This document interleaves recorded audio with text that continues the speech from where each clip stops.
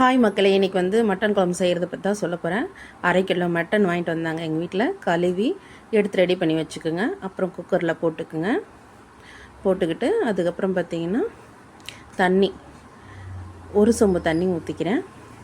அதுக்கு மேலே ஊற்றாதீங்க. ஊற்றுனீங்கன்னா தண்ணி அதிகமாக இருந்ததுன்னா குக்கரில் விசில் வைக்க சொல்ல தண்ணி வெளியில் நிறைய வரும். அதனால் 1/2 கிலோ மட்டனுக்கு ஒரு சொம்பு தண்ணி போதும். அப்புறம் பார்த்திங்கன்னா தேவையான அளவு மிளகாத்தூள். நான் 1/2 கிலோ மட்டன் கறிக்கு பார்த்திங்கன்னா 6 ஸ்பூன் போடுறேன் மிளகாத்தூள். ஏன்னா நான் வீட்டில் அரைச்ச மிளகாத்தூள் தான் போடுவேன். நான் கடை மிளகாத்தூள் வாங்க மாட்டேன், வீட்டு மிளகாத்தூள் தான். 6 கரண்டி மிளகாத்தூள் போட்டுக்குங்க.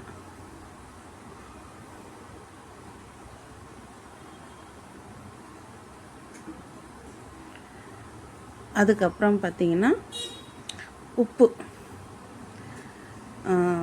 நான் டாட்டா சால்ட்டு தான் யூஸ் பண்ணுவேன்.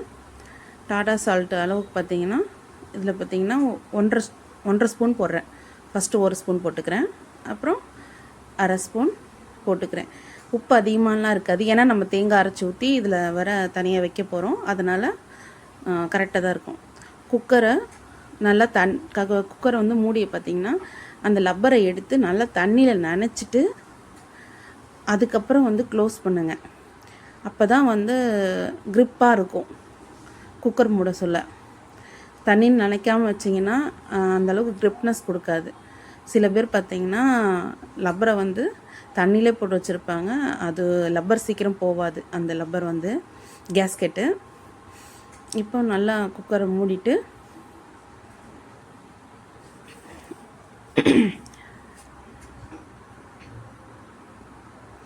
இப்போ பார்த்திங்கன்னா குக்கரை அடுப்பில் வச்சுட்டேன். அடுப்பில் வச்சு மேலே அந்த ஏர் வரணும், அந்த விசில் போடுற வழியாக ஏர் வந்த பிறகு தான் விசில் போடணும். அப்போ தான் குக்கர் வெடிக்காது, அதில் எதுவும் லாக் ஆகாது. இப்போ தேவையான அளவு தேங்காவும் எடுத்துக்கோங்க. நான் 1/2 மூடி தேங்காயில் பார்த்திங்கன்னா இவ்வளோ தேங்காய் தான் எடுத்திருக்கேன். ஏன்னா நான் 1/2 கிலோ கறி தான் வாங்கியிருக்கேன். 1/2 கிலோ கறிக்கு இவ்வளோ தேங்காய் இருந்தாலே போதும்.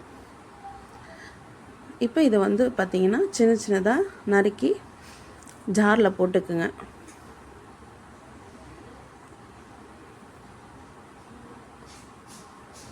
அப்புறம் பார்த்திங்கன்னா இந்த மாதிரி நறுக்கி போட்ட பிறகு வெங்காயம், சின்ன வெங்காயம் எடுத்துருக்கேன் நான், உரித்து ரெடி பண்ணி வச்சுக்கோங்க. ஒரு 150 வெங்காயம், சின்ன வெங்காயம் போட்டு அதில் போட்டுக்குங்க அரைக்கிறது தேங்காயோட.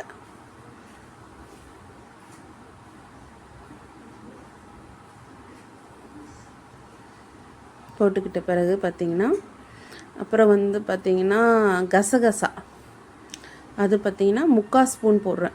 பாருங்கள், 3/4 ஸ்பூன் போட்டிங்கன்னா கரெக்டாக இருக்கும். அப்புறம் பார்த்திங்கன்னா சோம்பு, அது ஒரு 3/4 ஸ்பூனு. பட்டை பார்த்திங்கன்னா கொஞ்சம் பிச்சு வச்சுக்குங்க. பிச்சு வச்சு ஒரு சின்ன சின்னதாக ஒரு 10 பீஸ் போட்டுக்குங்க.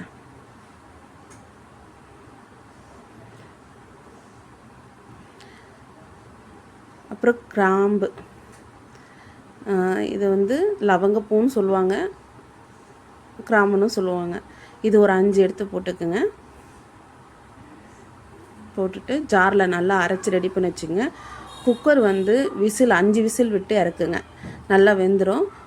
5 விசில் விட்டு உடனே இறக்காதீங்க. குறைஞ்சது 1/2 hour கழித்து தான் ஓப்பன் பண்ணணும். அப்போ தான் இந்த மிளகாத்தூள் உப்பு கறியில் நல்லா மசாலாவோட நல்லா டேஸ்ட்டாக இருக்கும் சாப்பிட்றதுக்கு. உடனே எடுத்திங்கன்னா கறி தனியாக தெரிகிற மாதிரி இருக்கும். அதனால் ஒரு 1/2 hour விட்டே ஓப்பன் பண்ணுங்கள் குக்கரை. இப்போ அரைச்சி வச்சுருக்கேன் அந்த விழுதை தூக்கி எல்லாம் அந்த இதில் போட்டு ஜாரில் கொஞ்சம் தண்ணியை ஊற்றி அலசி அதையும் ஊற்றுங்க. கொஞ்சம் தண்ணி பார்த்துக்குங்க, நம்மளுக்கு தேவையான. ஒரு சிலர் கட்டியாக சாப்பிடுவாங்க, கொஞ்சம் சிலர் தண்ணியாக சாப்பிடுவாங்க. நான் கொஞ்சம் மீடியமாக ஊற்றிக்கிறேன். ஊற்றிக்கிட்டு நல்லா கொதிக்க விடுங்க. இப்போ நல்லா கொதிச்சிருச்சு குழம்பு.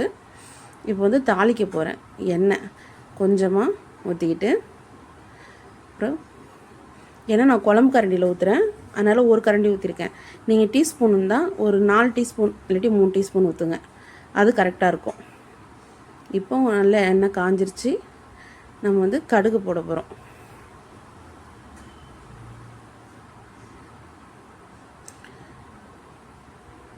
கடுகு போட்டு நல்லா பொரிஞ்சிருச்சு.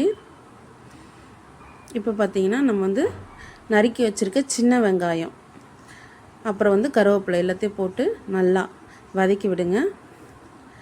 அது கொஞ்சம் லைட்டாக கலர் மாறணும். லைட்டாக ஒரு மாதிரி ஒரு ப்ரௌன் கலரும் இல்லாமல் பிளாக் கலர் இல்லாமல் மீடியமான கலரில் மாற சொல்ல எடுத்து கொதிச்சிட்ருக்க குழம்பு அந்த தேங்காய் இதெல்லாம் அப்படியே நல்லா போயிடணும். அந்த எப்படின்னா பச்சை தேங்காவாக இருக்கிறது வந்து நம்ம ஊற்ற சொல்ல பார்த்திங்கன்னா பச்சை தேங்காவாக இருக்கும்.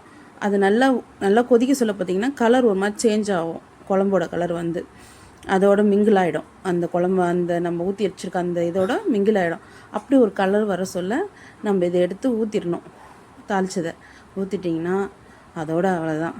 நல்லா கலக்கி விட்டுட்டு இறக்கி வச்சு சாப்பிடலாம். அவ்வளோதாங்க, சுவையான மட்டன் குழம்பு ரெடி.